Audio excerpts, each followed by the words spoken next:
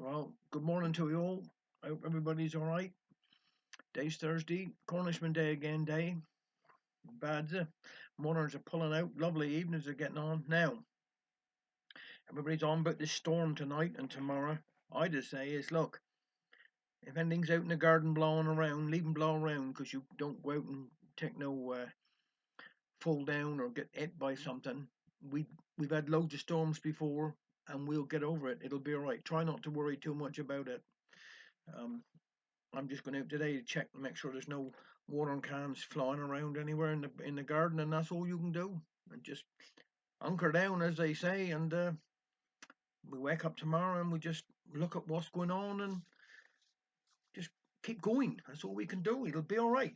It'll be fine. It'll be fine. Just stay set and try not to worry too much about it. We know there's nothing worse when he's dark and he's blowing a bit of a hoolie out here, but it'll be all right. It'll be all right. Now I'm going to do one here today, a little story today by Liz Arman, and this one's Sarah Ann writing to her nephews and nieces.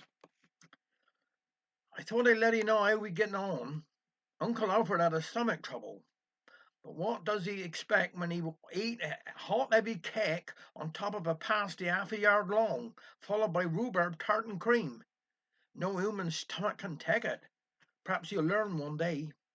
As for the news down here, my hearty neighbour went and painted flowers all round her front door, painted her dustbin to match too. The dustbin never emptied for over 3 weeks, thinking it was a garden ornament.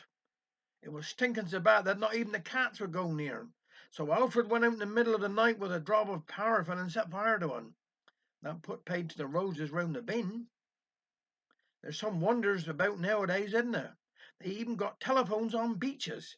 We went down Perrin Beach with the children and saw this little box stuck up on a plank. What's that for? Says I. Life saving, said Boy Peter. Upon that the box started ringing. What do that mean? I asked him. Well, that to mean, said Peter, that someone out to sea is drowning and is ringing for help. Well, I was just thinking we'd better answer it when it's stopped. So now I shall never know if the man ringing up for help was life saved or no.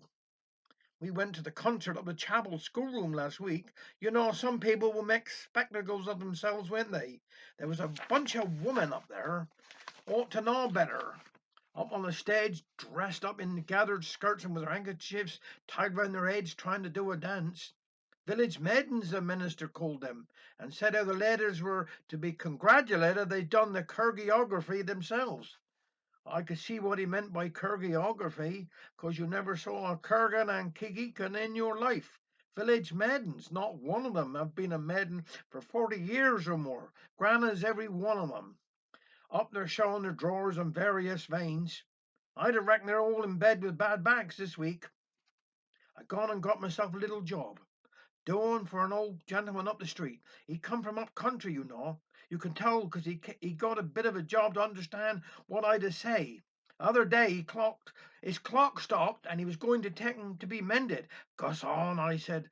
I'll give 'em to our Richard. He'll take 'em broad and fix 'em. Oh, no, no, said Mr. Smith. There's no need to go all that trouble and expense. I'm sure there's someone in Cornwall who could mend it. No need to take 'em foreign parts. See what I mean? Alfred done a brave thing last week. The whole chimney been smoking. I said we'll have the sweeping. No need do that, said Alfred. Charlie next door got a set of brushes. I'll borrow them and do it myself. Well, I wasn't very cautious because Alfred isn't the world's best handyman. He took umbrage and said, my dear woman, any fool can sweep a chimney. All you got to do is push the brush up and keep turning to the right. I was given orders to keep out the way, so I gave him plenty of covers for the furniture and went into the kitchen and said a prayer. I heard grunts and groans and rattling and knocking and what sounded like a roof falling in. Then I heard a very heavy, weak call. Sarah Ann, can you spare a minute? What a sight met my eyes. The natural fool never put a sack up in front of the fireplace, and he was kneeling in front of the hearth, covered from top to toe in soot. Soot was falling on everything like dust from a volcano. The poor goldfish was swimming round like one demented. There was so much soot in the bowl. It come out like an avalanche, said Alfred, and what's more, I forgot to keep turning to the right, so the bushes stuck up the chimney, I said. I thought any fool can sweep a chimney. There's only two ways to unstuck a brush of a flue. One is to climb up on the roof and drop a rock down, or stick a paraffin rag up and set fire to it. I thought of Alfred's blood pressure and couldn't face him having a spasm up on the roof, so we decided to set fire to it. That was a mistake, for when the brush got light, it set fire to what was left up there, and it all come floating out in the room like mackerel swimming round. In the end, we had to have the fire brigade, and that was a disaster because afterwards I felt we'd been struck like a tidal wave. It took us days to clean up, and we had paper and paint in the room. And when Alfred said to me, "It's one good thing the chimney has had a good clear out," I tell 'ee I throwed the brush at him.